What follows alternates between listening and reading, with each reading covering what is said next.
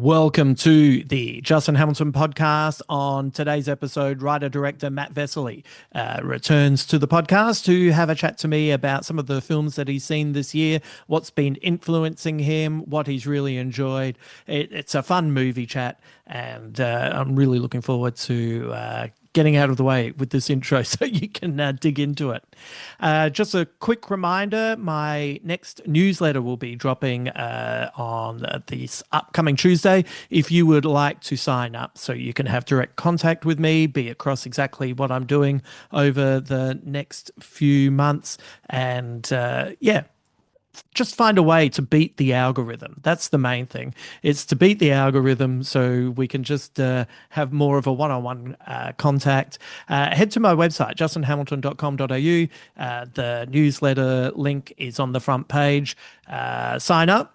Keep an eye out for the confirmation emails. It will probably go to your spam. Move it to your inbox. Click on that. And every fortnight, you will receive a newsletter that will make TV suggestions, movie suggestions, book suggestions, all sorts of entertainment suggestions, and give you access to cheap or free tickets to shows that I'm putting on, and just be kind of generally aware of what I'm producing at Substack, at Patreon, and on my YouTube channel. Over at Substack, there is a brand new Dispatches from the Fury Road blog. Check that out. It is me being furious about everyone who is arguing about the Christopher Nolan trailer for The Odyssey. Everyone seems to have firm views for a movie they haven't seen yet, and I, for one, am annoyed. So when I'm annoyed, I write it down and get it out of my system. So if you would like to check that out, head to my Instagram page, Justin Hamilton Comedian. You can find the link there. You can find the link at my website as well if you're over there signing up for the newsletter. Okay, I'll swing by at the end of this podcast, but I'm pretty keen to get into this one. So please welcome to your ears, or if you're watching, to your eyes and ears, Matt Vesely. Before we started recording, Matt, you pointed out that we have the same Akira box set pretty much in the same position. Yeah, right behind us in the Zoom call. Yeah.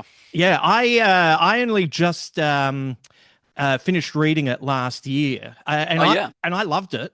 But I don't know about you, but it's the first graphic novel, manga, comic that I've ever read where after about 20 or 30 pages I'd have to put down because it was so loud. Yeah, yeah. It's really fast as well. There's so, like it's just like, and the frames are so detailed that even though obviously mangas you read very quickly, but you kind of have to slow down a bit with Akira because it's just the level of detail is absolutely crazy. Yeah. And yes, I know what you mean about the noise. It's just constant explosions and like big. Everyone shouts. Yeah, big words. Yeah, yeah. Big words, lots of exclamation points, high drama. Yeah. But what a satisfying read. It's so cool how different it is to the film. I mean, the film's one of my favorite movies of all time. It's so cool how I think it's like the first two volumes maybe are pretty close, and then after that, it just goes on a completely different. It's just a completely different story in a really exciting way. It's cool seeing Akira get resurrected, and see what happens from there. Do you was that your first introduction to manga? I don't know if certainly the movie was one of the earlier. I remember there was one night at home. I would have been about 14 and mates came over and I think we rented Akira and Spriggan, if you remember Spriggan. Spriggan, like kind of 90s sci-fi that's not particularly good as I recall. I remember we sort of watched that and didn't care and then watched Akira and it, blew our little minds. So it's probably the first, it's definitely wasn't the first graphic novel I read, but it was probably the first manga. Yeah, I think so. I think when it comes to cartoons, or the animated side of things, it was the Americanized Battle of the Planets. Right. So that was, I didn't realize that wasn't American. But when you look back on it, it's like, oh, yeah, there is that kind of strangeness to it where Zoltan has very feminine lips for a bad guy. Do you know what I mean? And it's, there's that strangeness, and then in that, because Star Wars had been so big, they introduced Seven Arc Seven and One Rover One as little bits interstitials between scenes to kind of get them from where they'd taken the violence out and sanitized it for American audiences. So that was my way in. I think my first anime was probably Samurai Pizza Cats, if you remember that. Do Yeah, you know that show? Yeah, yeah. yeah, Which again, I think you. I mean, obviously they're samurais set in Japan. You kind of realize. I remember the first thing notice. Obviously the frame rate is quite different in mm, anime, and like they have less frame. The frame rate is lower so that they can have more detail in the frame. And that is the. I remember thinking that as a kid, like, why is it so like choppy? Why don't yeah, they move very well, and why are they always yelling at each other? yeah. Um, yeah, but I rewatched Perfect Blue for the first time in like 15 years, maybe a couple of months ago, and that is like a perfect movie. What an Okay, incredible film. I've never seen that Have you one. seen What's that? Perfect Blue? No. Oh my God, Perfect Blue. Perfect Blue is just see if I can bring up the who directed it. I can't remember, but Perfect Blue was a big inspiration for Requiem for a Dream. Like James Cameron often cites it as a reference. Like it's this kind of crazy. It's about a pop star, a sort of middling pop star in Tokyo who has an obsessive fan who starts Mm, stalking her online. It's like very early internet. It's like 97, I think the movie. 96 maybe. 97. And it's just a psychological thriller. Like it's not a, science fiction story, but the way that it tells its story, the way that it constantly unpicks what is and what isn't reality and keeps you on your toes for that is incredibly striking. And I think you can see its influence in like American cinema for sure. It was this kind of cult hit at the time, and man, I can't recommend it enough. It's held up really, really well. Amazing okay. film. Great. Oh man, it's I think there's something very exciting to be introduced to something that you have no idea about. Like sometimes when you say to people, "Have you seen this?" or "Have you seen that?" There's this weird reaction where it's either standoffish, like, "Oh, well, I don't have time to see everything," or there's an apology where it's like, "Oh no, I'm Yeah, yeah. sorry, I haven't seen it yet," and it's like. You don't have like neither response is correct. It just means that at some point in your future, you get to experience whatever we've been discussing for the first time, and I'm excited for you. Totally. Yeah. Yeah, Oh man, I'm excited for you to watch Perfect Blue. You'll love yeah, it. Yeah, it's right up your alley. It's incredible. Yeah. And she her sense of as this stalker kind of keeps following her via the internet and the real world. She's starting acting. She's becoming an actor and acting in a TV show. And the whole time, you as an audience member are not sure whether you're watching her perform in the TV show or in her real life. And great.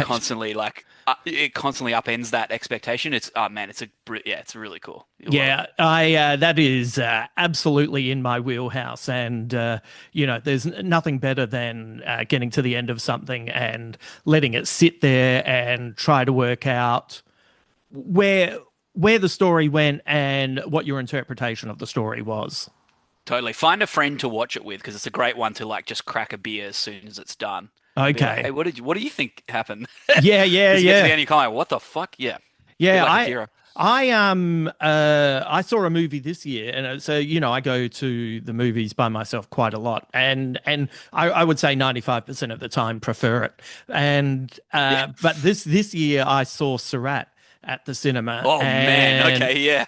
I was I got out of that film, and people who listen to this podcast regularly know that I described it as leaving the cinema 70% exhilarated and 30% traumatized, and Yeah. I couldn't bear the idea of coming home because I knew that I was about to enter a whirlpool where I would be listening to the soundtrack and reading and just not escaping it. And I called my friend Richard and said, "Hey, what are you doing?" He said, "Oh, my wife and I are watching the Mel Brooks documentary." And I said, "Do you mind if I come over? Because I need to kind of I don't even need to talk about the film. I just need to find my equilibrium before I do that deep dive." But yeah, just be around some people. Well, I can one up you with that one because that film played here in South Australia at the Adelaide Film Festival, which is, Yeah. as a filmmaker, is a big time of year for me. I love the Adelaide Film Festival and I get really involved. Yeah. But that Surat played as they on the first Friday night of the festival, they always have like a big party and they Mm. put on like a party movie and they put on Surat last year. And obviously, Surat is, about rave culture, I guess, Sure. but it's also completely devastating. So I remember just walking out of that movie straight to a paella party. They're like, "Here's some paella," and just being like, "I can't talk to any of you. Like, what are we doing here? We're supposed to dance? What the fuck?" It was strange evening. You Cool know, movie. it's Not and I think I had no idea that it was going to be that too because no. at a film festival I'd never try to even read synopses. Like I knew this one was about rave culture and I was like, oh, it's the party movie, so it'll be a fun rave movie. Yeah. And that is not what that movie is. Oh Oh my man. Lord. What I found fascinating was it's like the story deteriorates and comes apart the further that it goes. And there was one point where they're driving through the desert at night, and all you can see is almost like the outline of the van and the trucks and the lights just going as far as they can forward, and basically the screen melded into the darkness of the cinema. So suddenly it Yeah. felt like, am I just dreaming that I'm watching this, or am I actually watching this? And there were literally, and when I use the word literally, I use it old school. I use it correctly. There were Yep. literally 2 points where I caught myself sitting on the edge of my chair with my mouth open, like going, "What the fuck just happened?" And then having that moment of, oh, is anyone looking at me looking like a complete, clown at the fair? So just sit back in the chair, close the jaw. But no one else was looking at me because everyone else was in shock. Yeah, I don't know if when you've spoken about it previously on the pod whether you've given away spoilers, so I won't Oh, you know what? ruin the kind of. It's been out for a while, so let's. I haven't given spoilers before, but yeah, let's say from here, let's talk openly.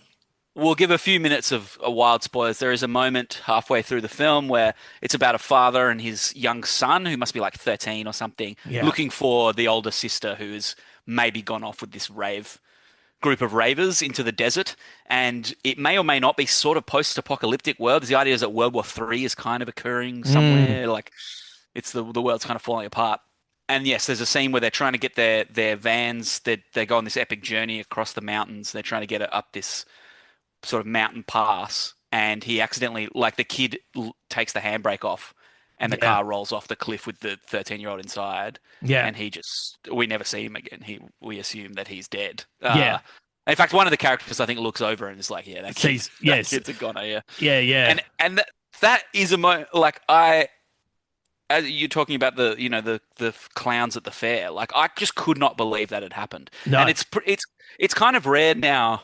I do find it always still startling, and festivals are great for this because you're just seeing stuff that maybe doesn't get as wide a release. But to be honestly and genuinely surprised in a movie theater Mm, is a really valuable feeling because I feel, I love Hollywood movies, but there is a certain, even when they have twists, they fit within the pattern of the film, mm.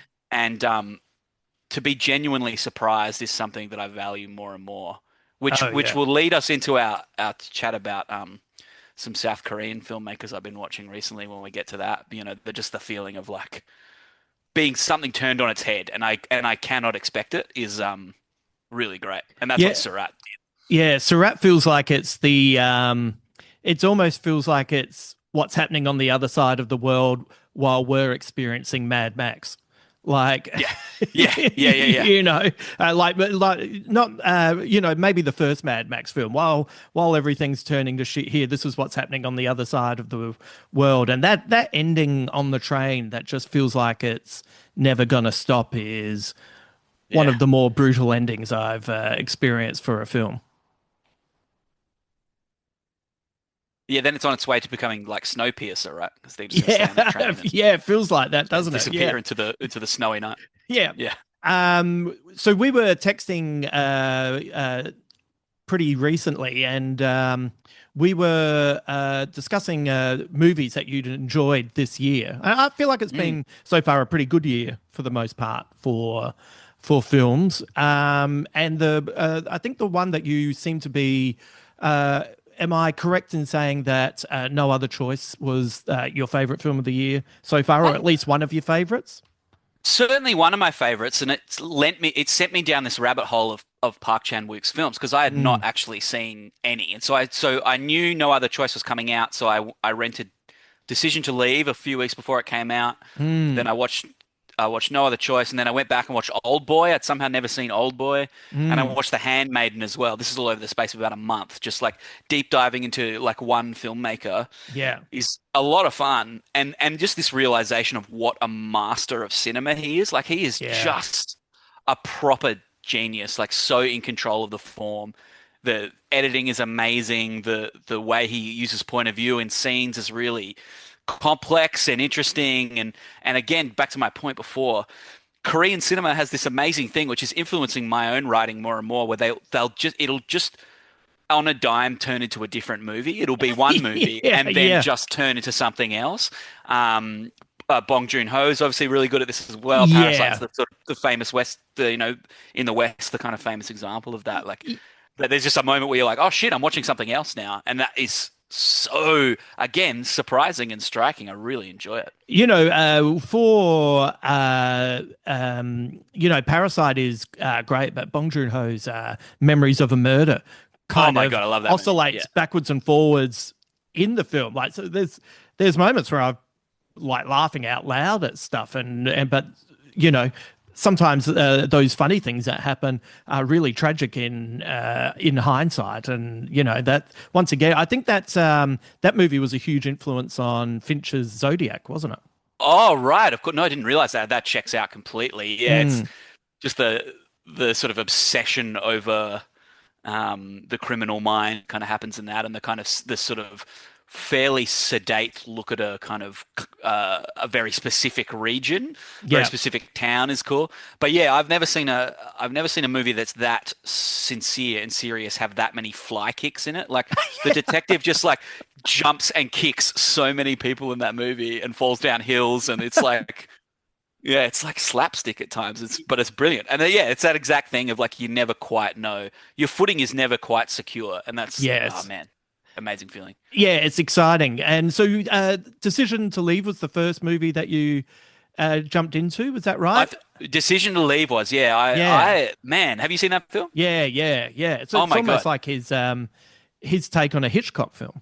totally. It's like a Rear Window or Vertigo or something. Yeah, and it's exactly that Hitchcock thing of like point of view that he does so well in that movie. There's a great scene to sum it up really quickly for everyone. It's a film about a detective who's investigating a woman in Seoul who it's not in Seoul. I don't think it's in Busan. Busan. Anyway, it's in South Korea. It's Busan. Yeah. Yeah. He's investigating this young woman who is an immigrant from China who left China under sort of dubious circumstances and is married to an immigration agent, a South Korean immigration agent who's dead. And he's Mm. investigating her for his murder. That's the sort of setup for the film. And he becomes obsessed with her. As he starts to stake her out and watch her, he sort of it becomes infatuated with her. And these amazing scenes where he's just watching her and he's, spying on her from a distance through binoculars. Yeah. But we'll he's recording on his like dictaphone, and we can kind of hear his dictaphone recordings, but he'll be inside the apartment. He'll suddenly Mm. cut, and he's sitting next to her as she's watching television or whatever. And the way it kind of just constantly switches the sense of where you are in the scene and how close the characters are to each other or far apart from each other is really it's so striking. He does Mm. something else in that film too, where he'll start flashing images from the next scene Yes. in the previous scene, where it'll start sort of like just these intermittent flashes of drama that you have no idea what it is, and then you'll realize you're in the next scene. Yes. Um, it's brilliant. It's just oh my God, what an incredible filmmaker. And that was the moment I watched that film, and I think it was that scene, right? That scene where he's watching her in the apartment that I was Yeah. like, oh, I'm going to watch a lot of this guy's movies. I got to go and get them all. Yeah. Yeah, it's and it's also once again it kind of it's almost a little bit traditional to begin with, and then once again it just kind of starts to fray at the edges, and those flash scenes. I don't think I've ever really seen that in a film before, where it's almost like those little flashes, they feel like prologues to the next scene. They're kind of Yeah, yeah. fascinating. And you sort of feel like are the characters, is that the character's perspective again? You're like, are they imagining this other stuff happening and then it does happen, or is it them thinking about what they're going to do next? This kind of, yeah, it's really and when the first few times it happens, it feels incredibly complex. You're like, oh, what, Mm, I'm watching this completely like gonzo technique happening here, but it's actually quite simple. It's literally just the next scene starts like happening before you get into it. yeah, Um, it's really elegant. Yeah, he's man. Yeah, blew my mind. And so had to keep watching it. It does the same thing where yeah, it has a sort of first chapter that goes for I don't know an hour and a half, yeah, and then it will flip into chapter two, and they go to a completely new location, and yeah, the characters changed identity, and we're in like this whole new movie. It's fantastic. yeah. There's no sense of you can't do something. You can just, No, if that's what you want no, to no. do with the story, well, that's what I'm going to do. There's no rules or anything, and it all makes sense because the filmmaking's so assured. You go with it. Yeah, and and similarly, like the endings of most of his films as well, they're very satisfying, but they don't feel like a traditional climactic Yeah. third act. Okay, we've all learned a lesson and we can move on. They just will leave you in this kind of haunted place. Which and Yes. the ending of Decision to Leave, which I won't ruin here, is like really really striking kind of end to this like tragic romance that's really really satisfying, and again doesn't feel like every movie you've ever seen. It just feels like something different. And I mean, this is a very Western perspective that I have, which you know, it's like I've spent so long watching American and British films that I can't. You sort of settle into this, you know, comfort zone, and every Hmm. time you're broken out of it, it just feels incredibly invigorating, I think. Yeah. So, what was the next one that you watched? What did you then go to No Other Choice or? Then I went and saw yes. Then I went and saw No Other Choice. Yeah. I didn't like it as much, I think, because I was so taken by Decision to Leave that it didn't strike me as hard. But it's still, I mean, what a great film, hilarious, deeply. I think a great sort of like dig at capitalism without feeling like that has to be the narrative. Like you know, Hmm. obviously it's a story about the way that people are sort of discarded by corporate greed, but Hmm. and in a quite literal sense, that is literally what it's about. But you never Yeah. feel like you're being pandered to or sort of told a moralistic tale. In fact, Yeah. quite the opposite. It's about a guy who Y- decides he's going to murder all of his competitors. And But yeah, it's funny and again strange and surprising and all those things. that moment where he goes to murder the guy at his home while he's asleep, and his wife is abusing him, and he's putting all the covers over the gun. It's like it's funny. Like while I was watching that for the first time, I'm like, I don't quite know what to feel here at the moment because I'm feeling everything. I'm worried. I'm finding it really funny. I kind of want him to get on with it. I kind of want him to run Yeah. out. Like it's it's a soup of emotions in one scene, and it looks striking as well. It's such a moment in a film this year that has really kind of burnt itself into my retinas. Totally. Very Hitchcockian too, that Yeah. film as well. Like this, just the idea of a man having an absurd scheme Yeah. that is patently a terrible idea, but we get so invested in it and really wanted to succeed, Yeah. just by the sheer force of the filmmaking makes you go, yeah, man, I really hope he kills all these Yeah, guys. Like I I hope he gets know. away with it. Yeah. It is it's good movie making when at some point you have to realize uh I might be rooting for the wrong guy here. Yeah. But fuck it, I'll just go for it anyway. Yeah. Yeah. It's the actor's Lee Byung-hun who's the lead, and his his face conveys so much emotion from scene to scene. And as someone who at the start of the film is very content and pretty proud of himself, and watching once again him sliding into these desperate ideas and thoughts, and I once again don't want to ruin it, but it's a fascinating place where it stops. Yes, oh man, the final scene is an absolute knockout. But he's very funny, isn't he, as well? He's a Yeah. he's a total comedian. It feels like Yeah. he's just Yeah, what a bravura performance. Yeah, it's really really striking. Did You he get know, nominated? Did he get Academy Award nomination for that? Did he? He must. Oh, ah, he deserved it. he deserved Man, I it, don't think he did. definitely. But yeah, No. he deserved it.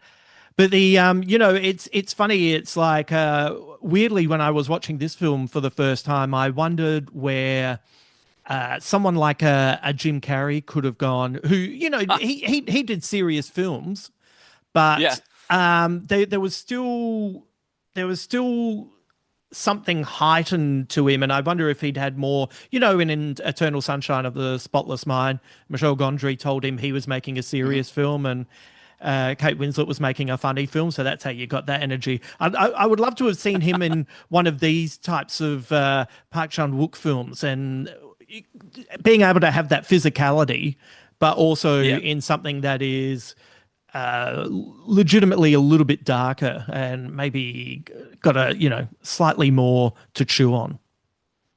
Yeah, it's like Paul Thomas Anderson telling Adam Sandler that I'm gonna get my crew to come make an Adam Sandler movie, and that's Yeah, Punch Drunk Love, and yeah, it becomes like something else. Yeah, yeah. I mean, I think, and obviously you'll know this very well, and this is how we met. But I certainly, as I step back, I met you doing stand-up comedy. I've sort of stepped Mm, back from that largely, and mostly working on film stuff, mostly genre, a lot of science fiction and horror and stuff. But I still love the idea of working with comedians because they mm. just make surprising choices. They just will never quite, again, give you the kind of the hyper trained, hyper, um, make the right choice, as it were. They'll make the wrong choice, and that for that is really exciting. Again, you feel like you never quite know what's going to happen. Yeah, that's interesting, isn't it? I guess it's because it's less training and more instinct. Totally. There's a Yeah, and obviously comedy is so much about timing and rhythm and so they can make really interesting rhythmic, I think, kind of decisions. yeah. They'll just deliver dialogue in a different way. It will just feel different. And even if it's not on a strictly a kind of better performance, if you were to be really technical about it, it's a Mm. more interesting performance. I love, oh my God, I'm obsessed with Tim Robinson. Like Right, yeah, I think he's just the fucking funniest man alive. yeah. And this is my dream is to cast him in like a fucking dark horror movie. But he's Right, just yeah, there. He's yeah. just there being Tim Robinson, and we're just like can't stop him. I love that idea. Oh man, I cannot wait for the next season of the Chair Company. Oh my God. I think the pilot of that show was the funniest half an hour of television I've ever seen. I don't know if the rest of the show quite lived up to that, but that pilot was just unbelievable. Though he is once again, it is you can't train to be that guy, and No. no one can do what he is doing because it's him. Yeah. Like if someone tried to do what he was doing, it would be you'd instinctively know that they were acting, but it's in his bones. Yeah.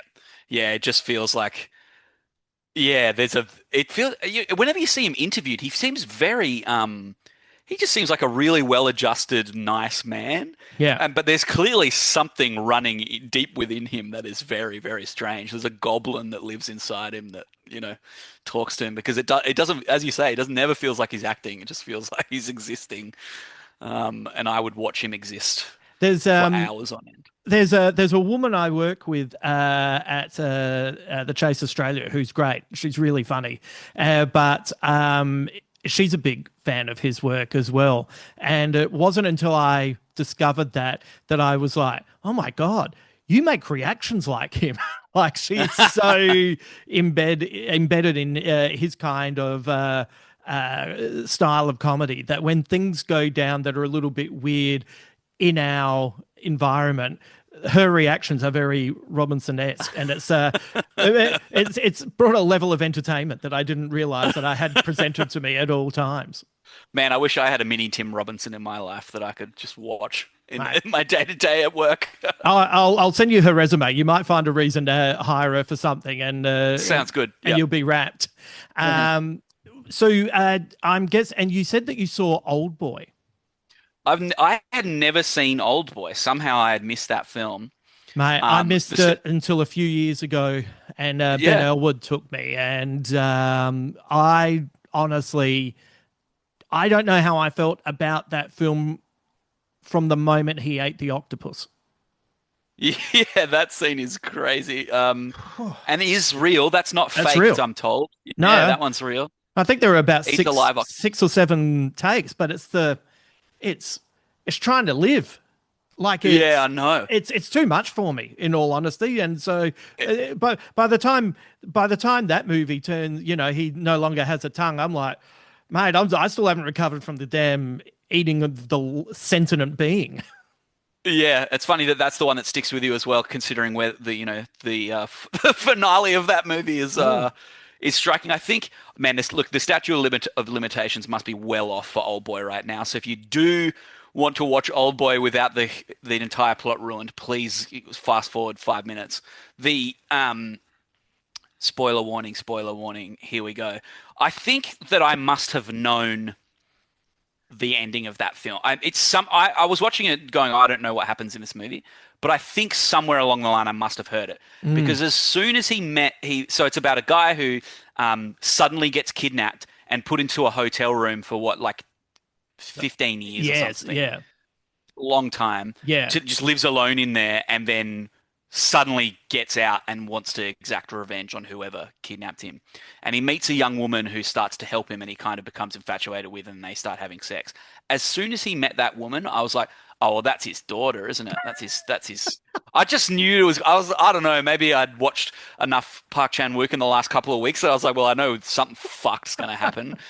So it must be that's probably what it is because he has a 7-year-old daughter or something before he yeah, goes into the room. yeah. Either And that, or was there a Simpsons joke that was that God, seeped it into might have the. been that. That's it. Something because I just knew it. So I must have because I don't think it's like a predictable twist. I just No. think that it must have heard it somewhere. But it didn't, it didn't make the movie it didn't kind of ruin the movie for me. Mm. What I found most interesting about watching it was actually how quaint some of the action felt. It's famously like it has this great hallway sequence, one shot where he beats the shit out of 30 guys, and Yeah. it's incredibly violent, and there's some really kind of gory things that happen. But it's from 2003 or something, 2005, Yeah, something like something that. like that. Yeah. Let's have a look. 2003, it looks like. Three. Yeah, Yeah. got up there. Yeah. So in the ensuing 23 years, cinema we've seen so much. It's become increasingly more graphic. The fidelity's gone up. It's so much easier to do these kind of things that actually I didn't find it, with the exception of probably the octopus, as you Mm. say, because that's they're actually doing that. Yeah. I didn't find it.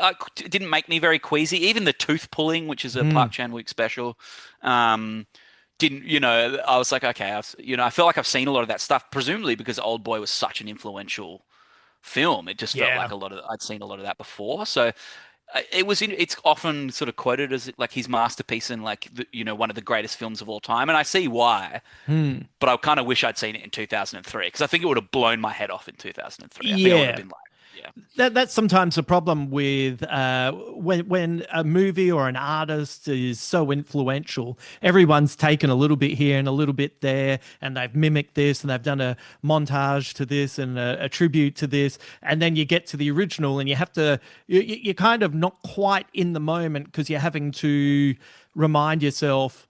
Oh, no, no, no, no! This is the thing that influenced everybody. Like I reckon there was a good 15 years where I couldn't enjoy Pulp Fiction because that suddenly felt yeah, quaint when you rewatched yeah, it. yeah, And then you go, oh, that's right. Everyone just started doing this kind of storytelling yeah, post this film. So it's hard to shake it. Like you even saw like even Daredevil on Netflix has a hallway fight scene that is yeah, yeah, yeah. obviously an old boy homage.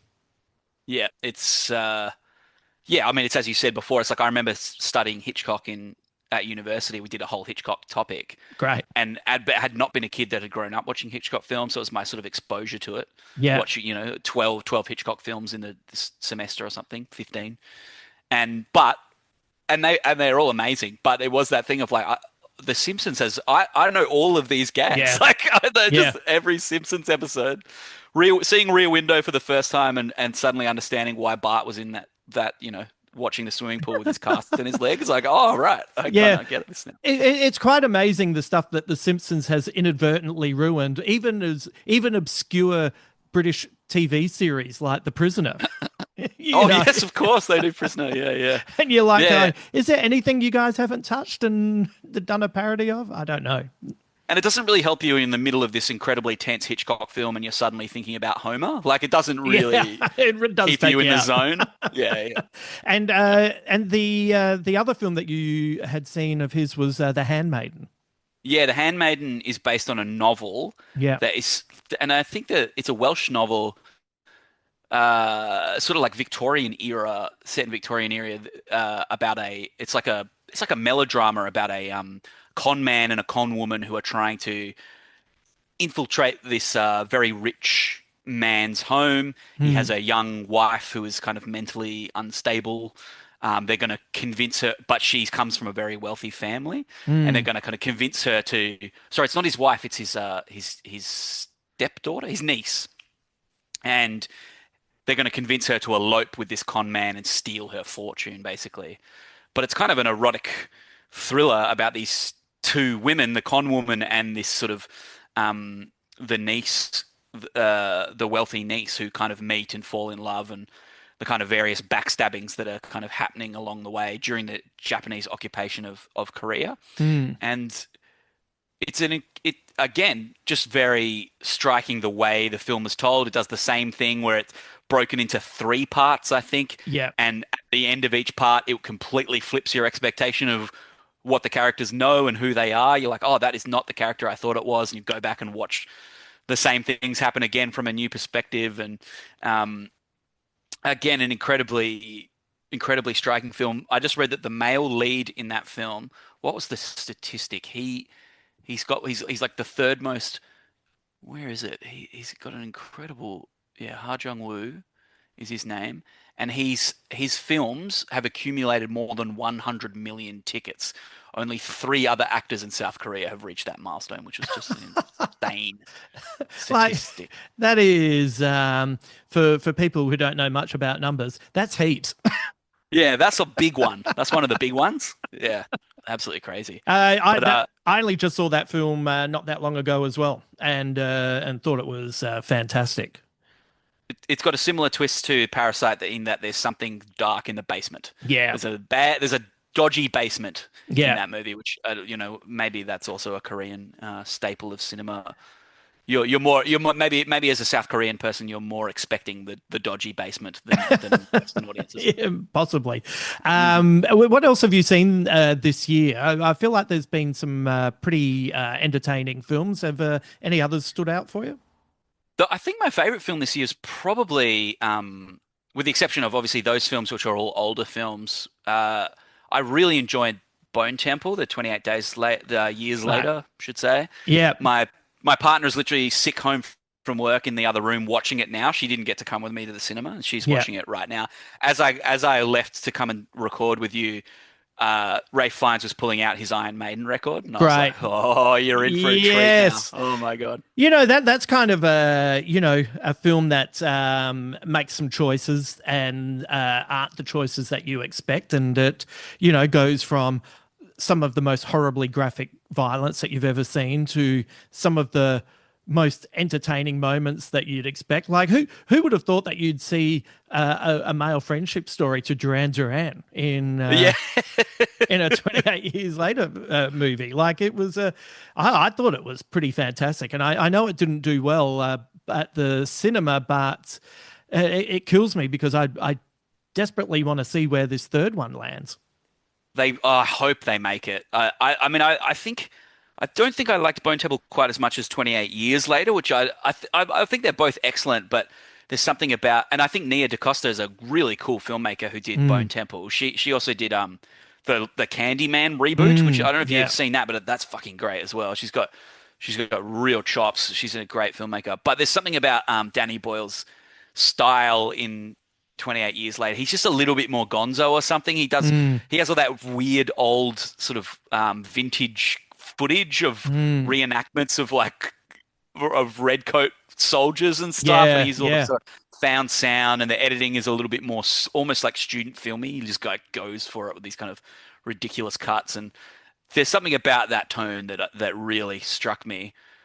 And also the kind of insane ending with all the Jimmy Saviles appearing Oh, was just like blew my mind in the cinema. Like, it was so funny. yeah, But to somehow pay that off in Bone Temple, to have that feel like that ridiculous ending, they don't shy away from it. It's like, and yes, this one yeah, will be about the Jimmies, and the Jimmies are terrifying, and yeah, like it's it's pretty staggering. Yeah, it's a yeah. great movie.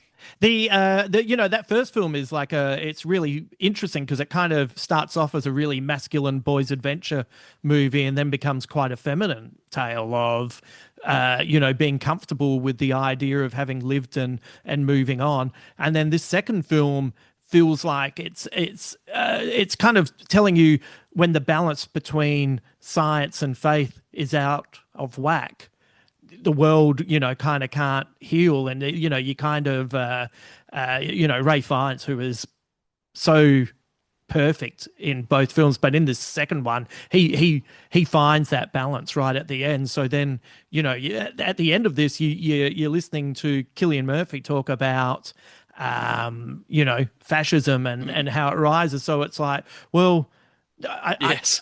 so what's Alex Garland doing with this third film? I want to, there was just so many ways they could have gone with these movies that would have been fine.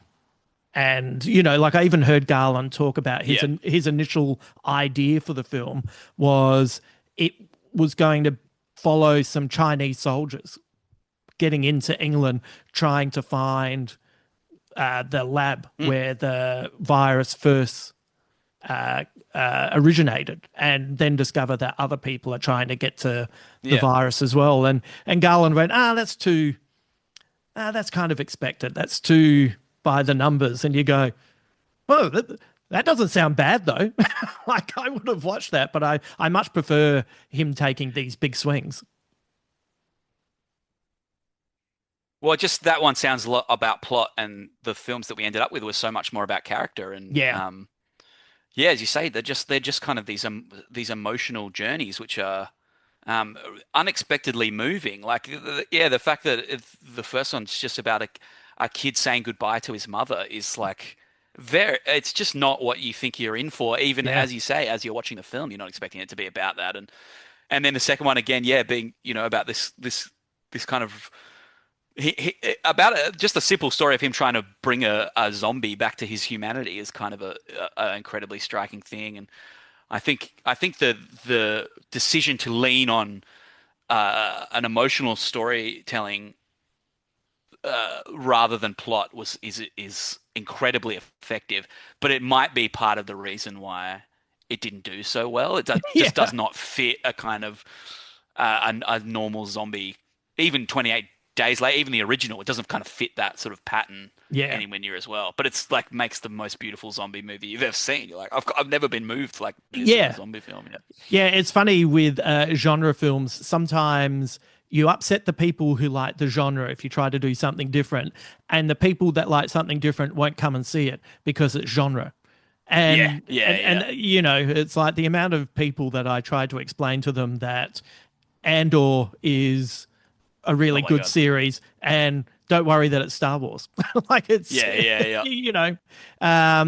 yeah, it's I think because so much mainstream entertainment is by the numbers, when you get someone who's willing to undercut it and do something different, it's like people aren't trained to be able to go with the flow. It's like they've There's been a bit of chicken conditioned. and egg.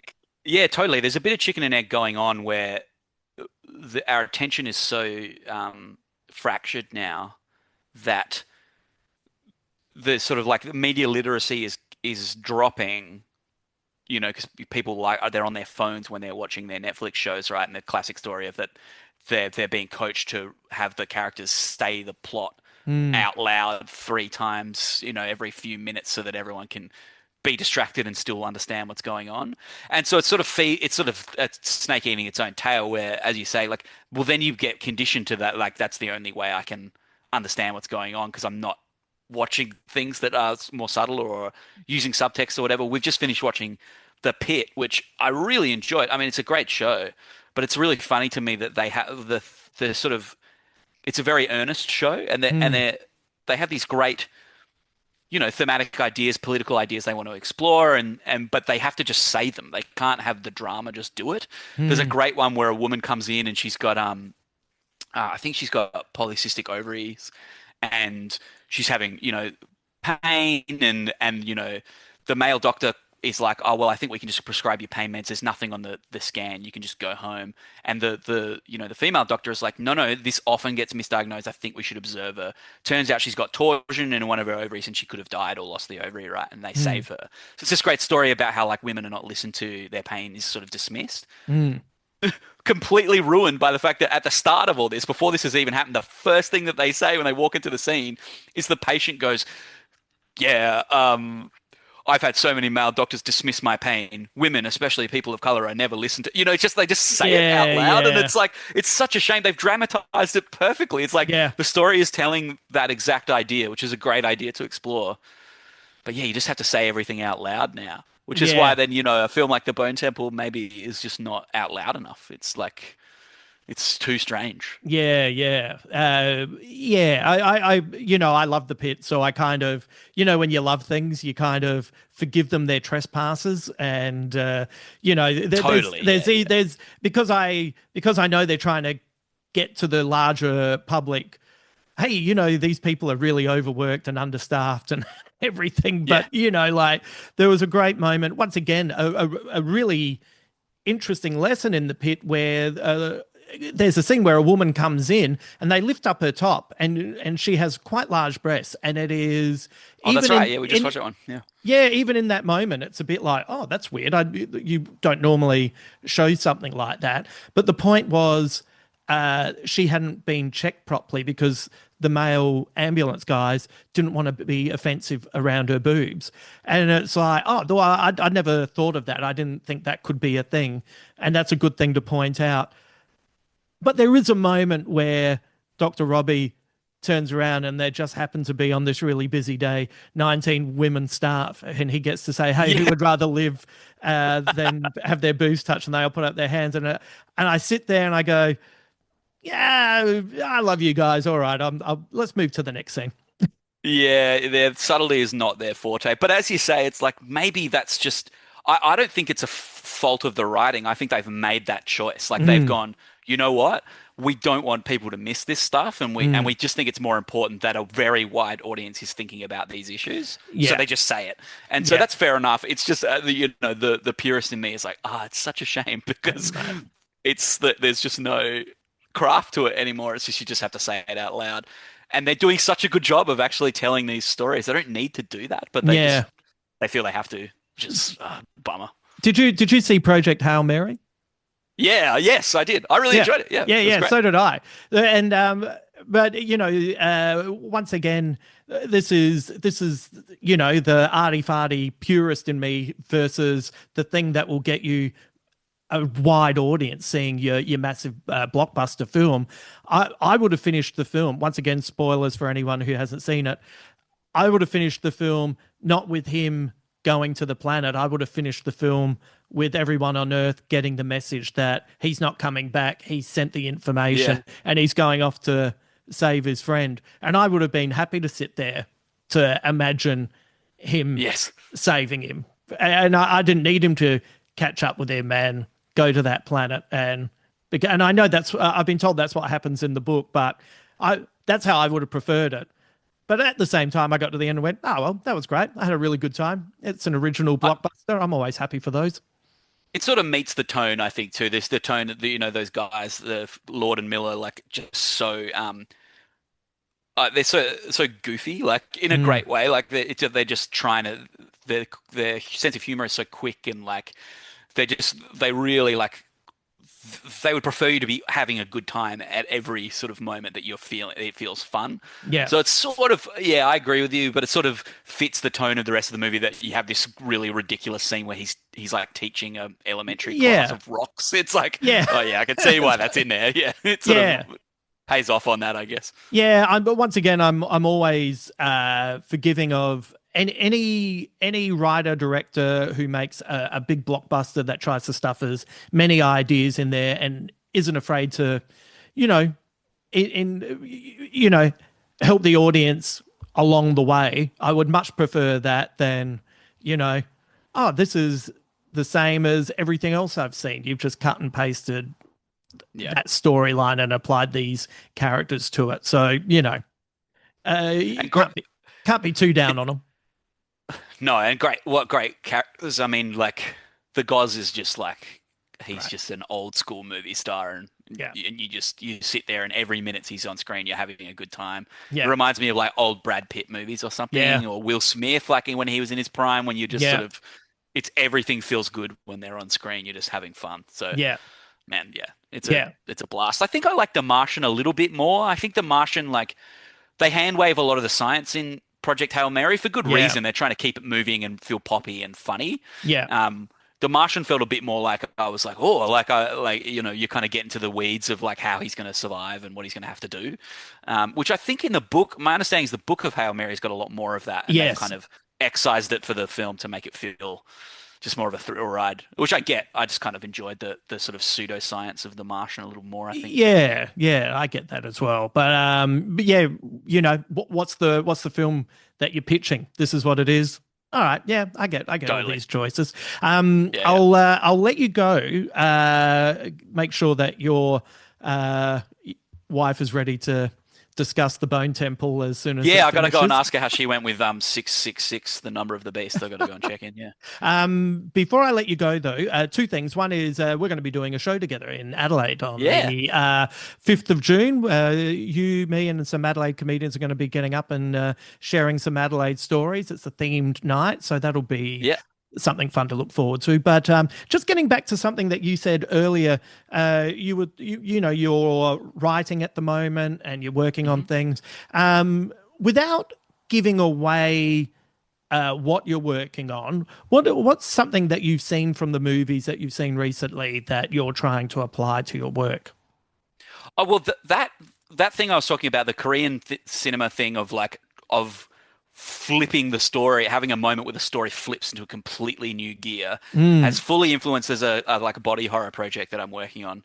That that really is trying to apply that idea. Like, can I emulate that kind of level of shift in a story? mm. Um, so I've been working on and that's been really fun to write. So that's kind of the big lesson, and it's no surprise that I spent a month watching Park Chan-wook films, and then I started writing this. It's not. Yeah. I don't think anyone's going to notice that connection. Like, no one's going to be like, oh, it's like a Park Chan-wook.